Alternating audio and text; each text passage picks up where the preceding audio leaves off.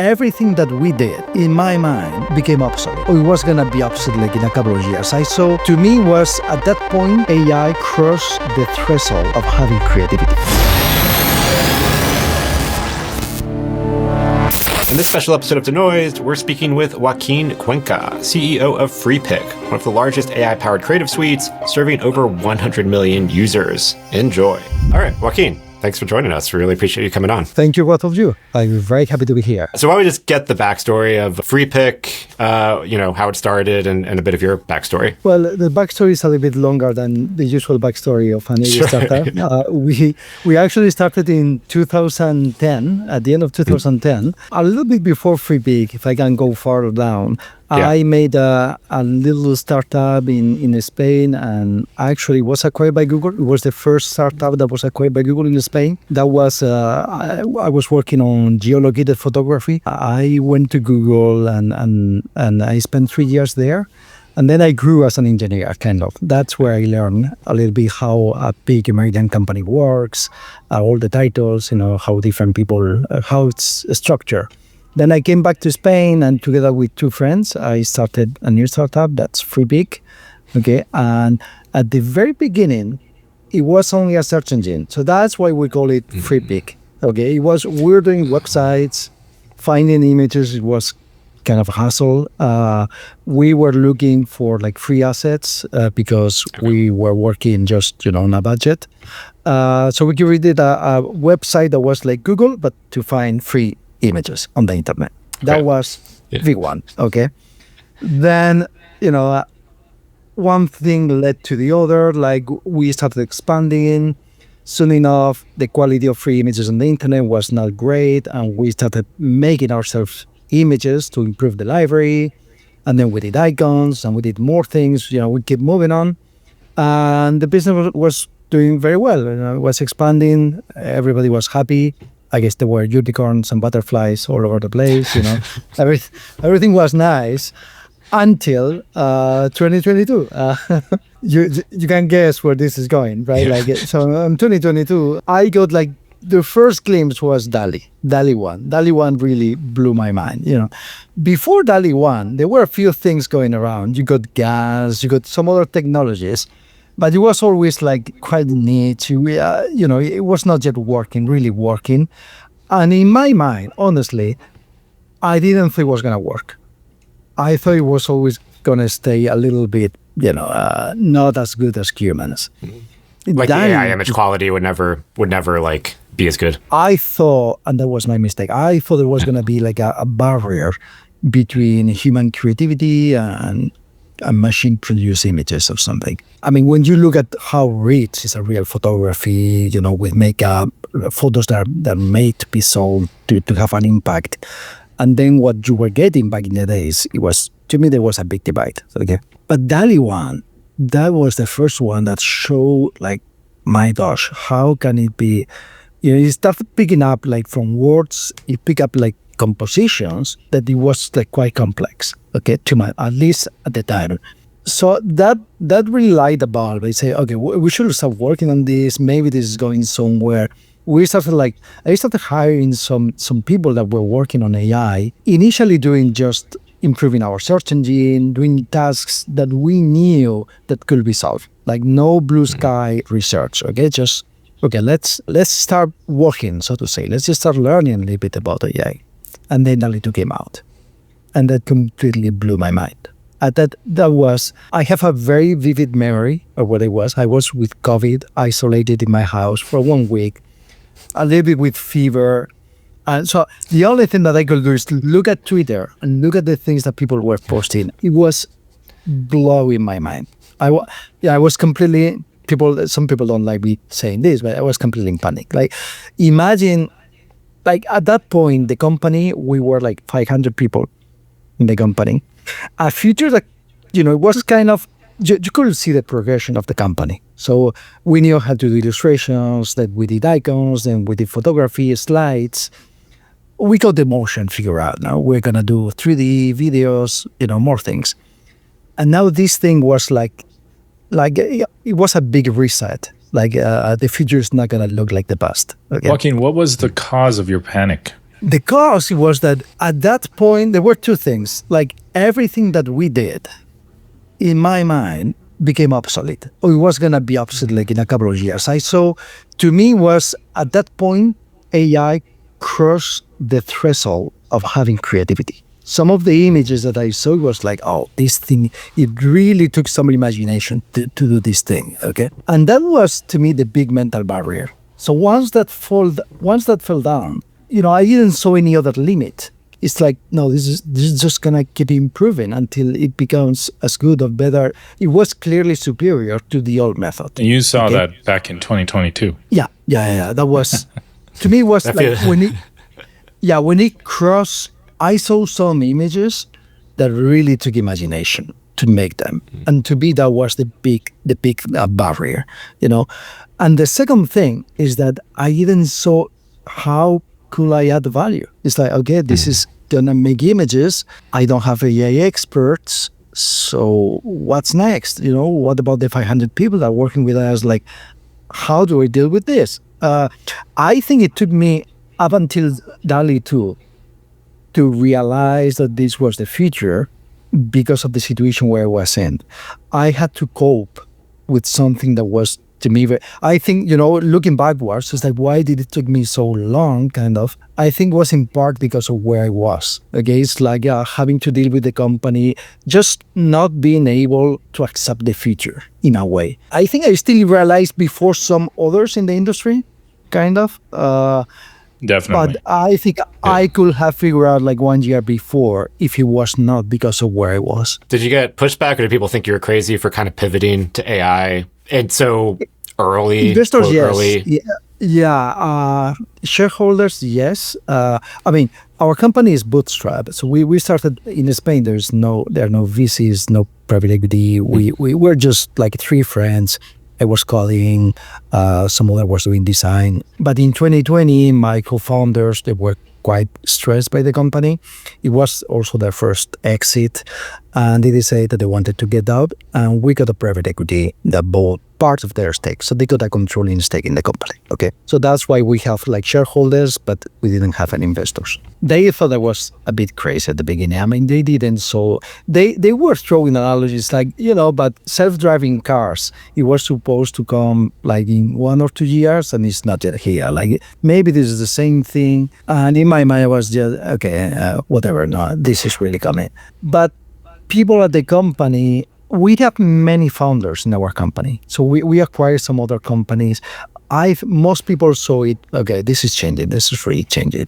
The big question was, okay, but what can we do in this world? How can we add some value? Okay. And the answer came actually just by working, just by iterating in a way. Instead of asking the big question that makes you feel a little bit dizzy, is like, I don't know what the future is going to look like, but I know what's the next step that I can take today. Okay, and the next step became pretty obvious. It's like, okay, we don't have the in-house chops to do a foundational model, not today, but Stability came out. The Stability initially with Stable Diffusion 1.4. It was an open source model. So, okay, that's something, we can take that and we can make a website just hosting it. Step one. Okay. And then people started using it. And they told us that it was a piece of crap because they could not easily select a visual style. People were adding to the prompt in the style of, some random guy that is an artist and all of that. And of course, most people didn't know how to craft their prompts. So V1, we just added some visual styles and we're just appending text to the prompt. It's very basic stuff. And people like that. And then some newer, faster models came out and we made like a fast version. And then we did a sketch to image. And doing websites, that's what we do. That's something that we could do, okay? And we just iterated. We just keep working. And we got like more needs from the users. Some of them, we could do them. Some of them, it was not in our hands. So we just send that feedback back to the model providers. And I think the advantage that we had compared to others, that we had already a huge traffic. We were one of the top 100 most traffic websites in the world. Okay, so that's amazing. It's a pretty decent traffic. We got over 80 million monthly active visitors. In terms of stock websites, we were the most trafficked one in the world. Yeah, like double the traffic than Shutterstock almost. So at least we had traffic. We had people that were interested in images. And we had many people that were paying our subscription. So when we made some AI proto studio at the very beginnings, we get plenty of people using it. So that gave us the ability to negotiate a better deal with the model providers, with the, get very cheap inference. And we pass those savings to the users that give us more users. And it was a combination of that early distribution with an eagerness to improve the product that led to more people, cheaper prices, and to keep the ball rolling. Yeah, definitely. In the early days, I mean, the model manufacturers weren't really making money, and you had a revenue stream. Yeah, we actually, we've never been margin negative. So the margin on AI is worse than the margin on stock. So margin on stock, you create the image once and then you sell it. You can sell it by zero almost. Like you get the gross margin on the stock. On our case, it's 70% roughly. That's great. Okay, we have to pay the author of the image, and then of course below that you have to pay salaries. Everything in the company. But it's 70%. On AI. Initially, it was very low. It was, we're giving it at cost almost. So it was from zero.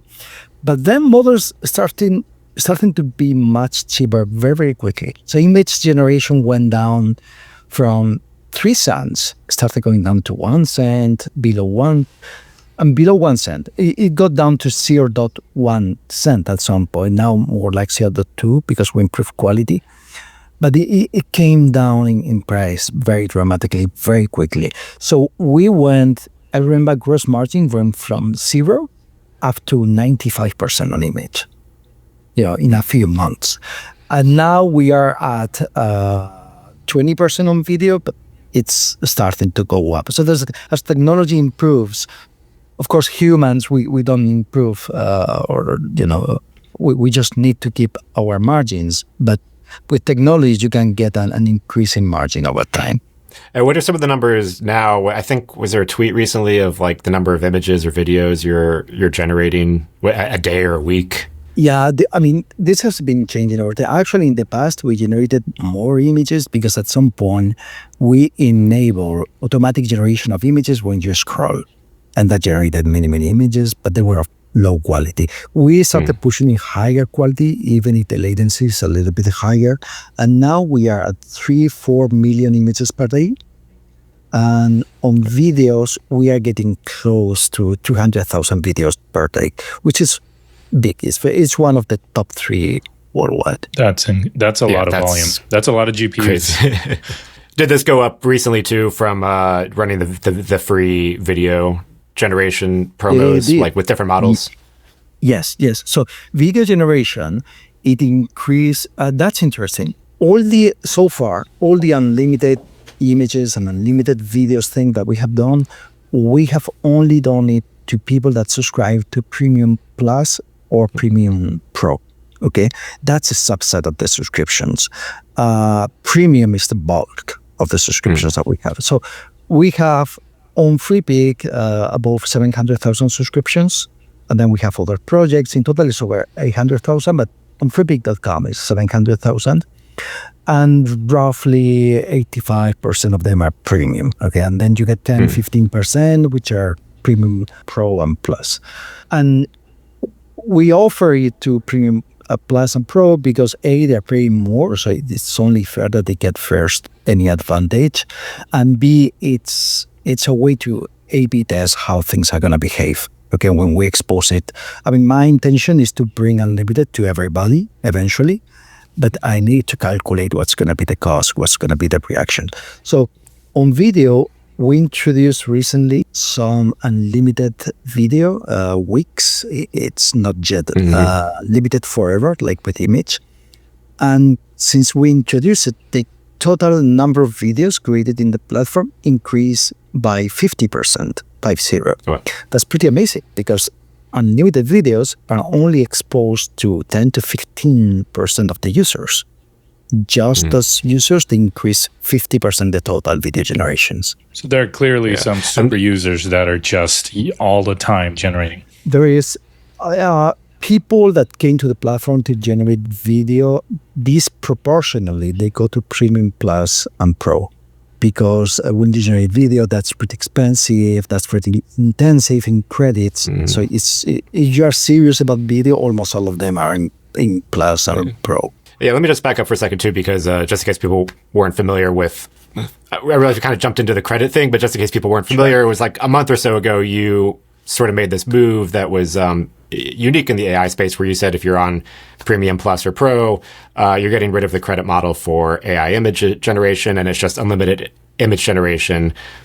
Go crazy, make as many images as you want. You don't have to worry about credits. And then you've been running a weekly-ish promo with different video generation models for like a week or a limited time. People could generate as many videos as they want on a specific model, and then that kind of rotates. That is right. Of course, like, the universe not being unlimited, every unlimited thing, it always has some kind of limit. Okay, so we have not put any explicit limits, but there will be a limit. I mean, we have a limited capacity at the end. So if someone has their computer hacked and running images 24/7. Exactly. At some point, computers become slower. There's going to be a queue. But so far, we have been able to handle the load. It was very interesting because when we're thinking about how people use the AI suite, it's like, how will you feel if every time that you use Photoshop, I always use that example, if every time that you click somewhere, it was like, this is 2 cents, this is 5 cents, it will piss me off. It will make me think twice before I do anything. Okay. And it was that feeling that, people were kind of constrained by that. It's not so much the price, but knowing that you have to pay every single time. We didn't like it. The flip side I was going to say was the Red Lobster example.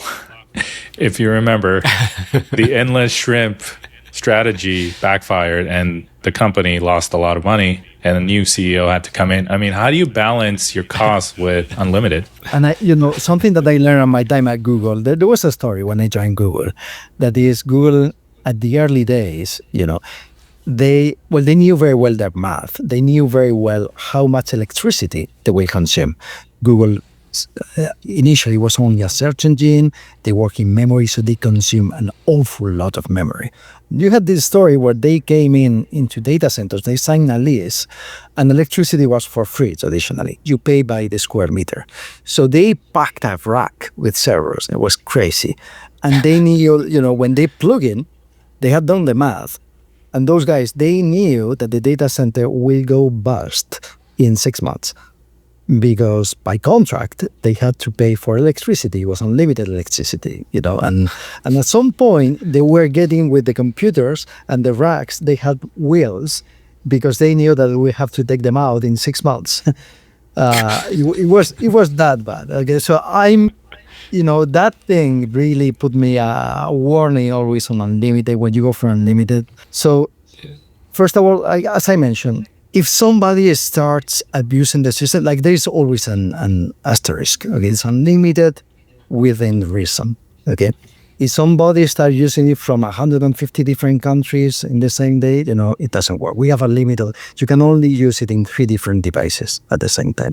Okay, we did the math, and we thought that worst case, the number of images generated will double, and we knew that because there is a model that we are using where we divided the price by 10. That was Flagstaff, I think, because our costs had been keeping down. So eventually we just adjusted our prices. And when we divided by 10, usage increased, but not that much. So we thought that was just a psychological barrier that people will use more. Maybe it was going to be double the previous usage. And in our platform, in total, image generation is like 25% of the cost. Video generation is the lion's share. And we were only offering unlimited to Premium Plus and Pro users, which is like 15% of the users. So it's 15% of 25% of the cost. That's something where you can take a bet, and learn from that. And if it works, great. If it does, I became convinced that was not going to kill us. It's something that we'll be able to stand by, to keep it, and eventually to expand it to other users. And we were pretty close to the reality. That's roughly what happened. So that's amazing. It's just more. Yeah, it got me to upgrade from Premium to Premium Plus, and it's been nice to not have to, because you always have that psychological barrier, or even if you have a big pile of credits, you're like, it's something. So, but it's been nice to just be like, well, we could just generate and explore and not worry too much about all the images we're making and just kind of go at it. And I'm sure even as many as we're making is still not really like a dent in the big scope of crazy usage or being too much. When you're also thinking about the, just AI creation in general, Freepik has sort of become this central hub, a variety of AI tools, models, image, video, lip sync, editing, modifying the images you generate. How are you thinking about the interface and the interface evolving with AI image creation and sort of AI video generation? Some people think about Freepik as a marketplace of models, and I don't like that mental image, because I actually think that the UI that we build is the real product. Mm-hmm. Now, my mental image is just like when we started having personal computers, the deep technology thing was the CPU. It was something that was very difficult to make, and all the layers on top of the CPU, that looked like amateurish stuff that anyone could do. So that put into that computer, it was something simple compared to making a CPU. Or writing the software that ran that computer, it was something very, very simple. It was just, an application level on top of it. Eventually, people realize that that's the actual product. Like the interface between the user, that is the thing that the user actually uses. And what is behind the hood, it's almost an implementation detail. Okay, and that's how I think about Freepik. We are not in our team. We are not just throwing models to the platform. In general, we test the models. We want each model to add something new. So when we add it to the platform, is because it's better at animating illustrations. It's better at something specific that we know that our users are going to find valuable. There are some models that we don't find better than everything that we have in any dimension, and we don't add them to the platform. So the goal is not just to add everything under the sun. And eventually I think that even the idea of selecting the model, that thing may even disappear. Okay, so ideally, the ideal interface is you have a conversation and you explain what you want, and maybe that conversation includes not only text, voice, but also images, sketches. You dump your ideas and your past, your history, and it kind of understands what you want to do and helps you, in your task. What model is using at every particular time is not really that important. You see that over, like in the assistant, for example, we don't tell you what is the underlying LLM under the hood, and people don't care. They just want the assistant to understand what they're saying.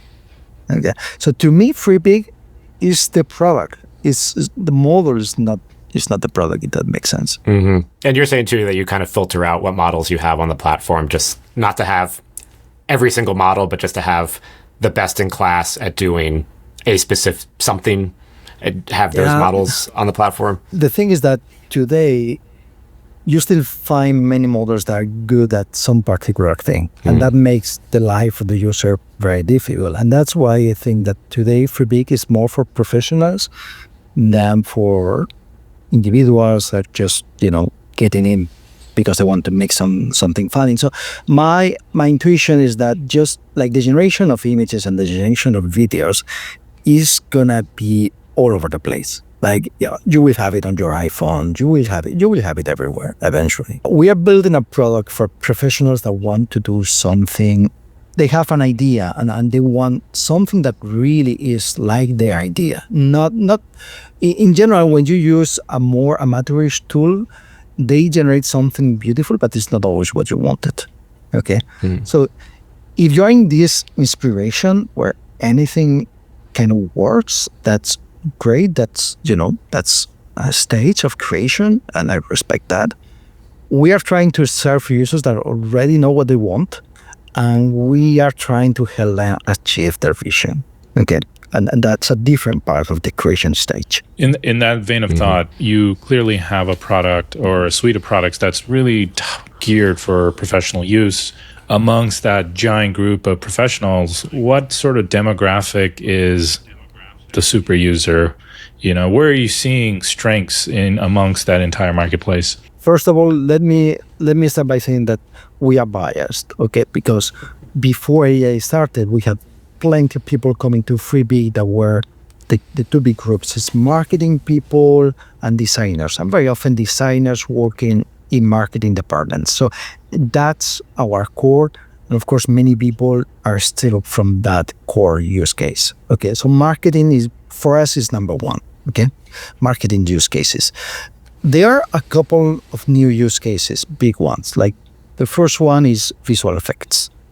People working in Hollywood, people making films, working visual effects. That is huge, and today it's exploding. It is growing very, very quickly. And the third one is people that want to do product placement. So that's typically companies that have a physical product. They used to fly people all over the place to take gorgeous photo sessions. That used to cost between 20 and 50, even 100K. Okay, depending on where do you have to go and the complexity of the object. And now more and more of them are transitioning to AI photography, kind of. Okay, so those are like the three big groups that we see. There are some other professions that are starting to use AI. Like, for example, photographers. Back in the day, they were not AI users, and they were not Freepik users, certainly. And now we have more and more photographers using the platform because of our app scaler, which that's the only acquisition that we made. Like, it's magnific. It's an acquisition that we made last year. And we have many photographers using it. Then you have more smaller pockets of different use cases. So you have architects and interior design people that are using Restyle. They take a sketch, and they get an image, or they take a photo and they change the furniture, and the style. So it's we track like 10 different professions. All of them are growing. Initially, we were only on a single one, design and marketing, and now it's just growing over the place. But if I have to pick three, it will be design/marketing, visual effects, and product placement. Thank you. Do you see expanding sort of the tool set as well? And I know we sort of DM'd about this, and I get questions from the AI community and even my team asking more sort of the project management side of AI generation, of like being able to track like better position shots, sort of track versions of shots, storyboard, sort of the kind of nitty-gritty project management part of it, more so in the AI filmmaking space. Absolutely. That's actually where I see like the next value that we have to deliver. And honestly, it's a pity that we still do such an awful job at that. And the reason is because we were not that in the past. Okay, so that's initially we integrated AI, and as I mentioned, I see Freepik as the product, so we better deliver value at that layer. No? So we have we absolutely want to show like versions, help people to collaborate, to comment. I mean, there are more things that we are doing, but a big one is adding that layer of backup, security, integration on enterprise, storage, versions, etc. And I got one other question from one of the AI communities asking about some of the details with like you have the enterprise plan, and that has some like legal coverage or for like commercial use. Like, how are you thinking about that, and what kind of protection you're having with people using AI in commercial space? Yeah, it's a great question. So first of all, let me say that in our opinion, everything that is in the platform is kosher. Everything that is in the platform is legal. It can be used. There's not going to be any issues. For enterprises, we put together indemnification. So if you sign an enterprise deal, then we give you an indemnification that by default is $1 million. If the deal is bigger, we can go higher. Okay. I would say that the legal fear, I mean, you tell me if I'm wrong, but I think the most common legal fear that people have is that if any images were used to train a model, you can get sued by the copyright holders of the people that own those images that were used in the model. And that, in general, I don't think is going to happen. In general, in most cases, there will be probably a few exceptions. There are a few products that didn't do it covertly and are still in the market. Okay, but in Europe, actually, what is legal and not, it's now pretty clear. Okay, in Europe, you can actually use images that you find on the internet, with the exception of images where the copyright holder opted out of the image.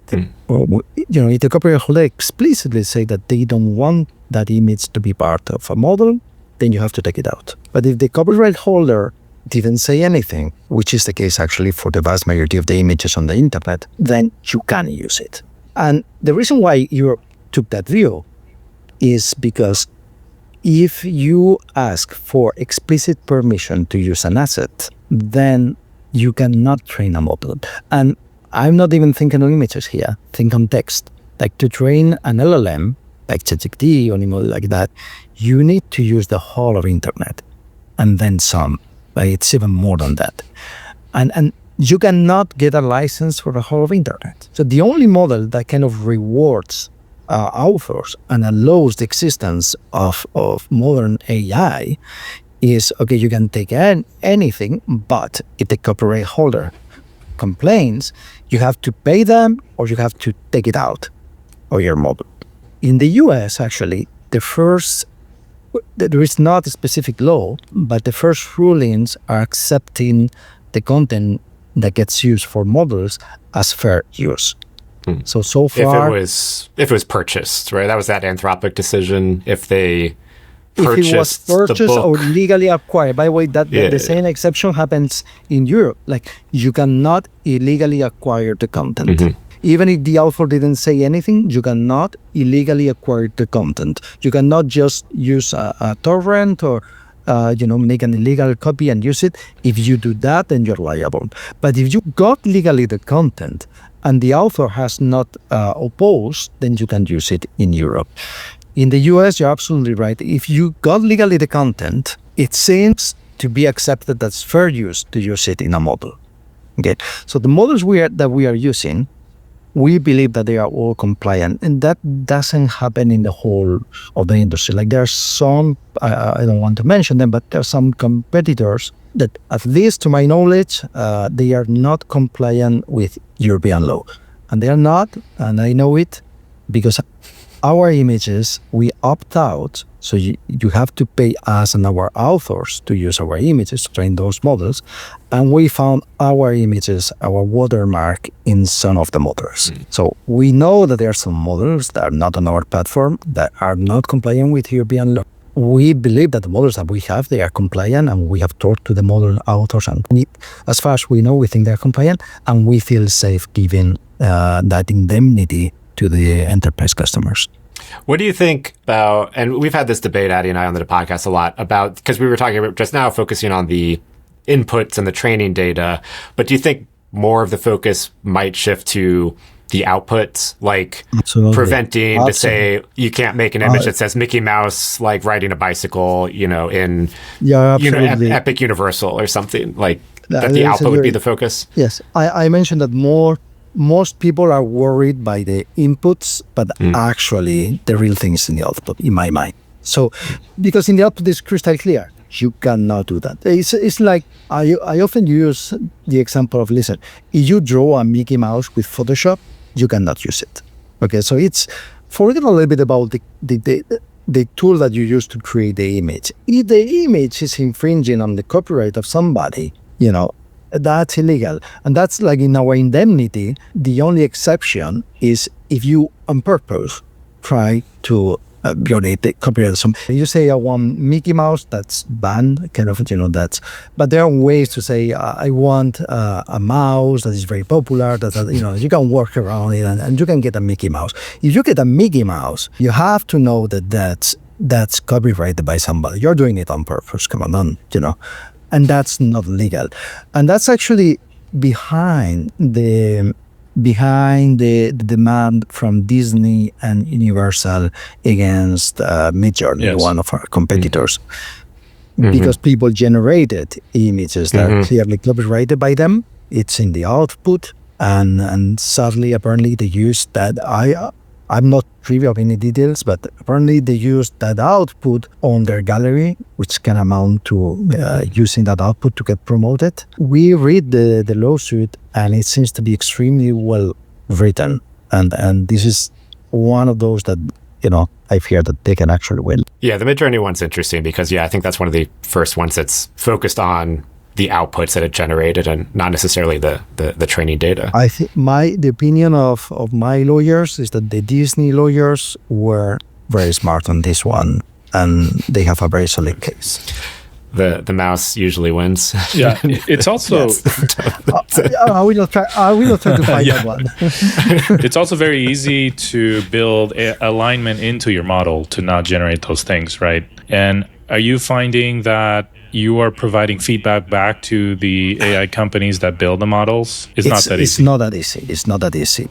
No, it's not that easy. Okay, let me even the thing that most people understand is that even if you take all the images that you use for training out of the training data set, information leaks in the text. So the text tower has been trained with the whole of internet. On all the image generators, maybe we're getting a little bit technical, okay, but in general, most people understand that if you type some text, you get an image, okay? How that works is that the text goes through what we call a text tower.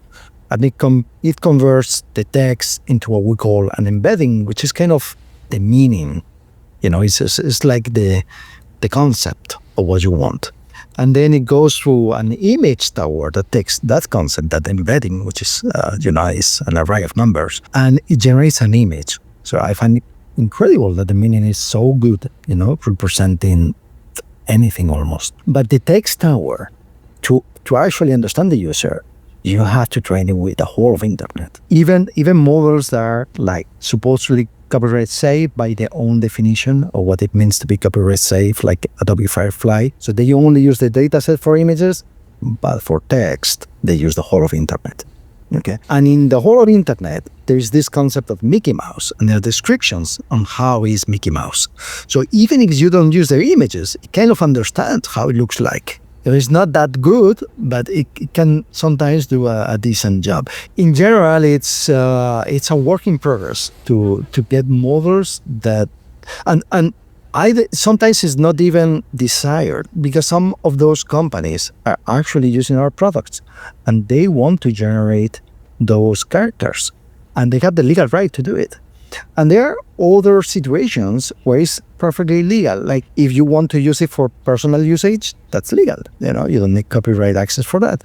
If you want to work on satire or on there are some exceptions to copyright where it's actually legal to do it. Like if you want to make a birthday card for your kid with Mickey Mouse. If it's only for your kid and it's not a commercial thing, then it's legal. It's absolutely legal. Right. Just like you can draw it by hand. Or parody. The parody law is usually protected in the U.S. So it's like, where's that line? Exactly. That falls under fair use in the U.S. Like so every country has different exceptions. Yeah. But they are used. That's why on Photoshop you can, Photoshop doesn't try to guess what you are drawing. Like it does apparently have protections against if you scan U.S. currency. Yes, I think that's the one thing it'll flat out be like, nope, this is dangerous. Won't do anything. I mean, yes. There are some exceptions like that. Yeah. I think those things they don't really work. You can use another software to do the copying. It doesn't really work to try to embed that protection. So you are more dependent on if the person that is using it is trying to create something that is clearly inspired by somebody else that is protecting their IP, then that person should get in trouble.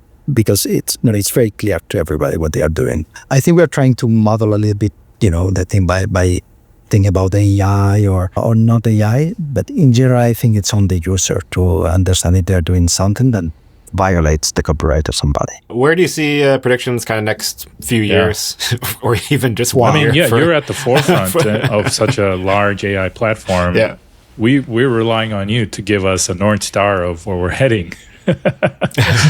Well, big task. Some very high level prediction, and maybe I will be wrong on this one. Okay, but I see that there are some products that are going towards taking the full creation end to end. Okay, and that works when the AI can figure out if what it's doing is working or not. If it can iterate on the creation. Let me give you an example. You're doing an online marketing campaign. Okay, you can launch that campaign in like 100 people and see if you get any reaction or not.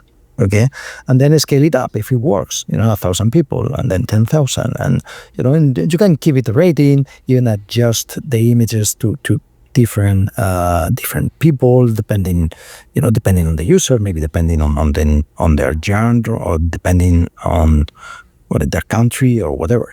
Okay, so there is this component embedded that you can measure success and you can iterate and launch to more people. Okay, but if you're doing a film, you don't have that luxury, and you don't want that. I don't. People that say that films are going to evolve into like generation to the viewer. That's not what they want. It's like going to a restaurant and it's like anybody's gonna be able to get anything. No, I want what they're doing. Surprise me. I don't want to be deciding. So in a film, to me, a film, at least today, and I think will be in the future, it's a social artifact. It's something that we watch, and then we talk to each other, and did you like it or not? What did it tell to you? What story did it resonate? When you create something like that, where you have one shot, it better be good. I think at that point, it has to be your vision. Somebody is like understanding the world where we live in. It's understanding everything that is going on, and it's taking one bet. Say, this is my story. This is what and I like to think that that's gonna stay. Like, people that have something to say. And then the AI tools, and that's what we work on, they really have to help him or her tell his story. It's like giving that person control over the generation so that it really comes out as they want. So I think this big divide, when people are talking about, hey, we are going to get an AI agent that takes over marketing, that's fine. I think this is going to be part of the solution space. And I think part of the solution space is going to be give more tools, give more control, understand better. More precision, what more the user quality. wants to make, and be more competitive. Yes. Mm-hmm. But in general, I think it's almost impossible. Like, listen, imagine we get like the first hand calculators at the very beginning, okay? And I ask you, what's going to be the future for this? So you can forecast that accountants, they will have to adapt in some way. So accountants, they will not be doing the math by hand anymore. So that, they will have to work on higher level programs. But it will be, to me at least, it will be like impossible to predict that we will get video games where we are getting millions of matrix multiplications per second to generate virtual worlds. And it will be absolutely impossible to predict that there will be billions of multiplications to generate text like we're doing today. Like, it's just too far away. I think we can always kind of smell like the next year, and even that is becoming difficult, So my prediction, I don't think my prediction will be good in 3 years. That's where I see things are moving in the very near future. It's very difficult to predict 3 years in the happen. AI world might as well be 30 years, right? Yeah, it's too long. Yeah, that's a wild time. So I watched your episode when you talk about us. So thank you for that. Anyway, I remember, Addy, I think you mentioned that maybe we got some help from the Spanish government. Let me take you that. Sadly, as far as I know, that doesn't exist. I apologize because I am the Spanish startups that I'm familiar with have all received government funding, and so I think that's pretty popular. I mean, don't get me wrong, it was a good guess. Maybe it's because I'm horrible at doing any kind of official paperwork or anything like that. We just started bootstrapped, so we didn't get any help. It's been because of our past as a stock image. company that we got some volume and we're able to transform that into kind of low prices initially and then improve the product. So it's been more than. Yeah. Are you doing anything with El Ranchito? I don't know that. So what is El Ranchito? Oh, it's one of the big VFX houses. I believe they're in Madrid. Oh, that's how little I am. Yeah, how little familiar I am with the industry. We have been approached. I cannot mention names. There are only like a couple of people that I can actually mention. But we have been approached by most of the very well-known brands in Hollywood. But right now, to be honest, our enterprise efforts, they have been more like dealing with the inbound interest that we are getting. Like it's kind of a slow process to go through legal, explain the master service agreement. We put that together. So it's been more like managing inbound rather than doing actual outbound so far. So I'm not familiar yet with the big name, even El Ranchito. Yeah, no problem. I'm sure Freepik solutions are going to be used for Hollywood films soon. They have been used. I can mention here, like a film that stars Tom Hanks. Mm-hmm. They use our upscaler for the background to upscale them. So sometimes it's like a little thing like this, okay? It's getting deeper and deeper. Like now it's getting more and more into visual effects. Sometimes it's still like internal. It's more like a story for the storyboarding because, the end result is not yet of the quality that they need. But it's getting there. It's getting there. Yeah. And I feel like more and more every time I see new AI short films pop up online and the credits and stuff, it's usually like Freepik just keeps popping up. Crazy. Yeah. That's going crazy. Like I met many of those guys and for them it's amazing because they are really, really people that have like a few hundreds of dollars of budget and they're able to do things that before it was not a big production, but it was maybe like in the hundreds of thousands. Financially not doable. Yeah, we're big fans of Freepik. I mean, you're enabling a whole suite of artists that were never able to do these things before now and anywhere in the world as well. Well, thank you. Thank you so much. I can tell you that three years ago, it was a rough position. Now we actually, a data point is that now we get more users signing to Freepik because of AI than because of stock. And it took us like more than 10 years to build the stock site. So that's how quickly AI is taking off. That's good. It was good very pivot. Early Smart on. pivot. Very nice. Nicely done, Joaquin. Thank you. Cool. Well, thanks so much, Joaquin. We really appreciate it. Thank you. Thank you, both of you. And that's it for this episode. Thanks again for watching. All the links we talked about are available at denoisedpodcast.com. And if you haven't done so yet, please leave a 5-star review on Apple Podcasts or Spotify. Thanks for watching. We'll catch you in the next episode.